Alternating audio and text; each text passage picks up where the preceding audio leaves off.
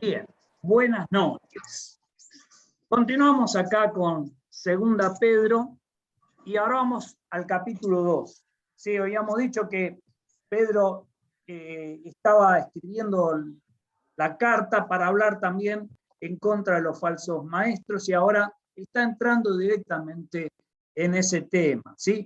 Denuncia a los falsos maestros que con su actividad perturbaban las comunidades cristianas en aquel momento. Nos acordamos que está escrita a todos los que son hijos de Dios, todos los que estamos en esta gracia, así que también somos nosotros destinatarios de esta carta, no de la parte de los falsos maestros, esperemos, ¿sí? Y bueno, en un análisis rápido, los primeros 3 versículos pasa a hablar de su conducta.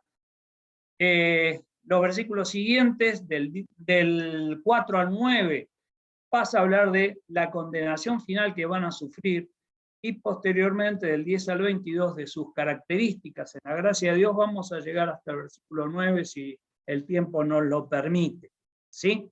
Vamos a comenzar entonces leyendo el capítulo 2 de 2 Pedro, versículo 1. Y como dijimos, arranca con el tema de su conducta. En el pueblo judío también hubo falsos maestros, tal como habrá falsos maestros, o habrá quienes se crean maestros enviados por Dios sin serlo entre ustedes. Ellos les enseñarán con astucia, o encubiertamente, o disimulo, herejías destructivas, y hasta negarán al Señor o a su dueño, quien los compró, ¿sí? Y digamos que a la luz de lo que va a mencionar después, arranca suavecito, pero empieza a marcar ya la cancha y las circunstancias, ¿sí? Y pasa a referirse a la historia, así dice, como en el Antiguo Testamento, como en la Antigüedad. Los falsos profetas decían lo que la gente quería oír y contradecían a los profetas de Dios. En Primera Reyes capítulo 22, 24, donde hay un profeta que se llama Sedequías, falso, que enfrenta al enviado de Dios, que era Micaías, y le dice: ¿en qué momento el Espíritu de Dios se me fue de mí para pasarte a ti? ¿Sí?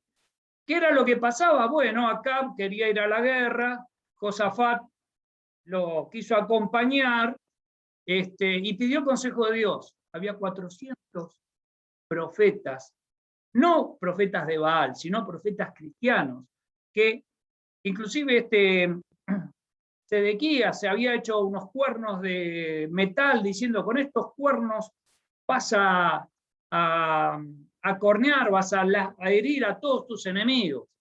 Entonces Josafat: ¿no hay otro para consultarlo? Bueno, fue Micaías, y Micaías le dijo: te va a ir mal. Y ahí donde sufrió el ataque, y tuvo que defenderse, diciéndole: te vas a acordar de lo que yo estoy diciendo cuando estés huyendo de casa en casa, ¿sí? Para que no te agarren. Se lo dijo este falso profeta. Pero bueno, está esta característica: gente que por distintos motivos pretendían ser voceros de Dios cuando no lo eran, y tenían la valentía de enfrentarse al verdadero vocero de Dios, ¿sí? Les debo la cita simplemente, Primera Reyes 22, del 5 al 28 pueden leer toda la historia. En esto de contradecir a los profetas de Dios, los falsos maestros tergiversaban las enseñanzas de Cristo y las palabras de los apóstoles, y también permitían y hasta alentaban a que la gente cometiera todo tipo de pecados, especialmente de inmoralidad sexual. Es nuestra responsabilidad, de cada uno de nosotros, evaluar a la luz de la palabra de Dios todos los mensajes de personas que afirman proclamar la verdad de Dios, ¿sí? Acordémonos de los cristianos de Berea, allí en el segundo viaje misionero en Grecia, ¿sí? Hechos 17:11, que fue el apóstol Pablo a enseñarles, y ellos iban y consultaban en las Escrituras lo que tenían ahí, en el Antiguo Testamento, a ver si lo que Pablo decía estaba refrendado allí en la palabra de Dios. No nos creamos las palabras que dice cualquier persona que dice hablar en nombre de Dios. Cotejémosla con la palabra de Dios y veamos si es cierto o no es cierto eso. Y eso es nuestra responsabilidad para desenmascarar a estos falsos maestros, ¿sí? Introducían su falsa enseñanza en forma, como dice allí, encubierta y solapada, con palabras bien moldeadas o meditadas, ¿sí? Principalmente había dos razones. Primero, para que sus errores pudieran entrar de a poquitito, suavemente, sin ser notados. A veces hablo del concepto de las diagonales. Está el camino, y uno a veces agarra una diagonal porque parece que va a cortar camino. ¿Sí? Al poco tiempo empieza a mirar y ve que el camino se va alejando cada vez más. Menos mal que nos demos cuenta enseguida, si no vamos a estar en otro lado totalmente distinto al que queríamos ir, por haber tomado ese atajo que pensábamos nosotros, ¿sí?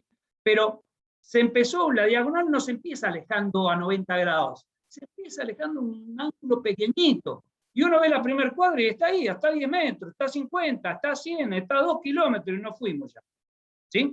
Tenemos que volver. Planteaban la duda como verdades firmes que no admitían contradicción. Basados, ellos decían que tenían nuevos descubrimientos recientes en cuanto a la interpretación de la palabra, entonces daban una sentencia y es palabra de Dios. Ojo que hoy día también pasa, uno escucha estas características, ¿sí? Y la segunda era para no perder su posesión. La realidad, si planteaban abiertamente lo que querían hacer, ¿sí? Tuvimos un presidente que dijo, si yo le decía lo que pensaba hacer, nadie me iba a votar, ¿sí? Y ellos también planteaban, realmente evitaban plantear lo que querían hacer. Ahora, Pedro menciona que negarán al Señor, al dueño, al soberano que los compró. Más adelante, en el capítulo 3, da a entender que lo que negaban era su segunda venida, ¿sí? Y vamos a hacer una aclaración y vamos a mencionar algunos versículos en base a esto, ¿sí? ¿Por qué dice que negarán a Dios, que es su dueño, quien los compró? ¿Sí? El precio por la redención de los pecados de toda la humanidad fue pagado por Cristo allí en la cruz, donde Dios estaba reconciliando consigo al mundo. Y tengamos presente esto, que el precio para toda la humanidad fue pagado por Cristo en la cruz. Pues Dios, 2 Corintios 5:19, pues Dios estaba en Cristo reconciliando al mundo consigo mismo, no tomando más en cuenta el pecado de la gente, y nos dio a nosotros ese maravilloso mensaje de reconciliación, ¿sí? Y el pasaje que te dije, Tevi, que me habías quemado el miércoles, ¿sí? El domingo, 1 Timoteo capítulo 2, del versículo 3 al 6. Esto es bueno y le agrada a Dios nuestro Salvador, quien quiere que todos se salven. La voluntad de Dios es que todo el mundo se salve y lleguen a conocer la verdad. Pues hay un solo Dios y un mediador que puede reconciliar a la humanidad con Dios, y es el hombre Cristo Jesús. Él dio su vida para comprarle la libertad a todos. Y este es el mensaje que Dios le dio al mundo justo en el preciso o en el momento preciso, ¿sí? El precio por los pecados de toda la humanidad, incluyendo la de los falsos maestros, ¿sí?, fue pagado por la muerte de Cristo. Aunque nadie puede beneficiarse de ese perdón, excepto mediante la fe en Cristo. Hay un solo camino. Acá dice Pablo en Timoteo, no hay otro camino, no hay otro elemento, no hay otra persona que medie entre Dios y los hombres, solamente el hombre Jesús, Jesucristo hombre, ¿sí? El precio de la redención, ¿sí?, que era, el concepto de redención era pagar el precio de un esclavo, por ejemplo, ¿sí? Habla de una transacción comercial que se daba en la plaza del mercado donde se vendían los esclavos, ¿sí? Salir de la plaza del mercado fue pagado, pero ellos, estos falsos maestros, eligieron no salir a la libertad por el único camino posible. Y vamos a leer un versículo que generalmente lo menciono también, 2 Corintios 5:15.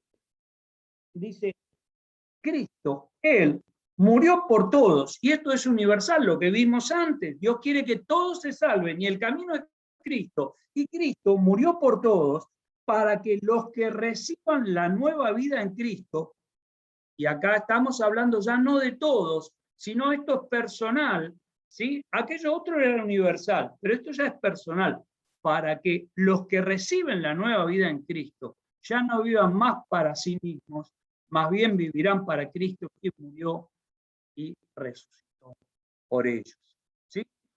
La redención es universal, pero la salvación de cada uno de nosotros, nuestra relación con Dios es particular. Todos tienen la posibilidad de salvación, pero no todos se salvan por no tomar el camino que Dios propuso. Escuchamos muchos caminos alternativos, muchas formas. Tengamos presente esto, solamente Cristo, ¿sí? 1 Timoteo 2:5. Leemos el final del versículo 1, que no lo habíamos terminado de leer. Esto, ¿sí? Ellos enseñarán con astucia, herejías, y hasta negarán al Señor quien los compró. Esto provocará su propia destrucción repentina. Habrá muchos que seguirán sus malas enseñanzas y su vergonzosa inmoralidad. Y por culpa de estos maestros se hablará mal, se difamará del camino de la verdad. Llevados por la avaricia, la ambición o rapacidad, inventarán mentiras ingeniosas para apoderarse del dinero de ustedes. O sea, eso ya era de la antigüedad, no está hablando en el siglo I, casi 2000 años atrás. No es cuestión reciente, si bien lo vemos también nosotros actualmente. Inventarán mentiras ingeniosas para apoderarse del dinero de ustedes, pero Dios los condenó desde hace mucho y su destrucción no tardará en llegar. ¿Sí? Sobre estos falsos maestros, menciona que están trayendo sobre sí mismos su propio castigo de destrucción que llegará en forma repentina. Además, hacen daño a muchas personas y provocarán el descrédito del cristianismo, siendo de piedra de tropiezo a otros. ¿Sí? Cuánto dolor nos da el corazón a veces cuando vemos que hay hermanos que encumbrados, que por distintas actitudes están trayendo descrédito a la obra del cristianismo. ¿Sí? Acordémonos lo que dijo el Señor, Mateo 18:6. Van a venir tropiezos, pero hay de aquel por quien vienen los tropiezos. ¿Sí? Pedro describe 3 prácticas que los identifican y caracterizan a estos falsos maestros. Primero, la inmoralidad. ¿Sí? Segundo, la avaricia. Y tercero, la mentira. Mediante mentiras ingeniosas e inventadas buscarán apoderarse del dinero de sus seguidores. La realidad es que Dios los condenó desde hace mucho tiempo y su destrucción no tardará en llegar. ¿Sí? Muchas veces nos decimos, bueno, uno quiere destrucción repentina, que caiga fuego del cielo. Los tiempos de Dios son sus tiempos. ¿Sí? No apuremos nosotros los tiempos de Dios, pero confiemos en su palabra, porque su palabra es la verdad y su promesa se va a cumplir siempre en su tiempo correcto. ¿Sí? Si Dios, vamos a leer versículos 4-9, la condenación final. ¿Sí? Pues Dios ni siquiera perdonó a los ángeles que pecaron, sino que los arrojó al infierno, dentro de fosas tenebrosas o en cadenas de oscuridad, donde están encerrados hasta el día del juicio. Dios tampoco perdonó al mundo antiguo, aparte de Noé y a los otros 7 miembros de su familia. Noé advirtió al mundo del justo juicio de Dios, o que predicó una vida de rectitud, y por eso Dios lo protegió. Cuando destruyó con un gran diluvio el mundo de los que vivían sin Dios. Tiempo después, Dios condenó las ciudades de Sodoma y Gomorra y las redujo a montones de cenizas. Las puso como ejemplo de lo que sucederá a la gente que vive sin Dios, o para que sirvieran de escarmiento a los futuros impíos. Acordémonos, a veces tenemos miedo de esta palabra impío, y por ahí no nos hacemos cargo, alguien no se hace cargo de esta palabra porque parecería un adjetivo bastante peyorativo, pero acá lo que dice es gente que vive sin Dios, sin tener en cuenta a Dios. Esos son los impíos, ¿sí? Sin embargo, versículo 7, Dios también rescató a Lot y lo sacó de Sodoma, porque Lot era un hombre recto, que estaba harto de la vergonzosa inmoralidad de la gente perversa que los rodeaba. Así es, Lot era un hombre recto, atormentando su alma, o sentía que se le despedazaba el alma por la perversión que veía y oía a diario. Versículo 9, y este es para tenerlo en cuenta. Como ven, el Señor sabe rescatar de las pruebas a todos los que viven en obediencia a Dios, o a los que viven como Dios quiere, al mismo tiempo que mantiene castigados a los perversos para el día del juicio final. ¿Sí? Bueno, acá Pedro nos pone 3 ejemplos tomados del Antiguo Testamento en los que se manifestó la ira de Dios contra los impíos o los desobedientes a la palabra de Dios, para finalmente sacar la conclusión de que a estos falsos maestros les está reservado un severo castigo en el día del juicio. La segunda parte del versículo 9. Si Dios no perdonó a los ángeles que cayeron, ni perdonó a las personas que vivieron antes del diluvio por no obedecer la proclamación de la palabra o del mensaje de Noé, y tampoco a los ciudadanos de Sodoma y Gomorra, tampoco perdonará a estos falsos maestros. Y acá es algo que vamos a detenernos un poquitito, nos quedan 5 minutitos. Hay quienes piensan y enseñan que Dios no condenará a nadie porque es amor y ama tanto que al final, en lugar de condenación, va a haber un gran perdón, ¿sí? Lamentablemente eso no es cierto, ¿sí? Es insensato pensar así, ya que Dios, además de ser amor, también es justicia, es justo, y no declarará inocente al culpable, ¿sí? Tenemos un versículo simplemente en Nahum 1:3. El Señor, Dios, es lento para enojarse, pero su poder es grande y nunca deja sin castigo al culpable. Tengamos presente esto. Dios tiene un tiempo, es el tiempo de la gracia, en este momento en donde cualquier ser humano que acepte el camino que Dios propone, es decir, reconocer que la muerte de Jesús es lo único suficiente para reencontrarnos con Dios. De lo contrario, ahí nos dice, serán condenados, no va a declarar inocente al culpable. Ahora bien, y que Él va a llegar a cabo el juicio final, condenando al infierno al culpable de no reconocer a Jesús como su Salvador. ¿Sí? Leemos un pasaje muy duro, pero que va a llegar en un futuro, Apocalipsis 20, del 11 al 15, donde está relatado como el juicio final o el juicio del gran trono blanco. Apocalipsis 20:11. Y vi un gran trono blanco y al que estaba sentado en él. La tierra y el cielo huyeron de su presencia, pero no encontraron lugar donde esconderse. Y vi los muertos, tanto grandes como pequeños, de pie delante del trono de Dios. Los libros fueron abiertos, entre ellos el libro de la vida. A los muertos se les juzgó de acuerdo a las cosas que habían hecho, según lo que estaba escrito en los libros. El mar entregó sus muertos, la muerte y la tumba también entregaron sus muertos. Todos fueron juzgados según lo que habían hecho. Entonces, la muerte y la tumba fueron lanzados al lago de fuego. Este lago de fuego es la muerte, o es la segunda muerte. Y estemos atentos a este versículo. Y todo, el 15, el que no tenía su nombre registrado en el libro de la vida, fue lanzado al lago de fuego, que es la muerte, el infierno eterno, alejado de la presencia de Dios por toda la eternidad, lamentablemente. Terminamos. Dios establece una diferencia fundamental entre los impíos, es decir, los que no reconocen a Jesús como Salvador, y los hijos de Dios, ¿sí? Aunque estos no carezcan de pecado, aunque nosotros no carezcamos de pecado. Pasó a salvar a Lot. Dios no tuvo en cuenta su materialismo ni sus faltas, sino que su fe en Dios, en el Dios verdadero, estableció la diferencia con sus vecinos.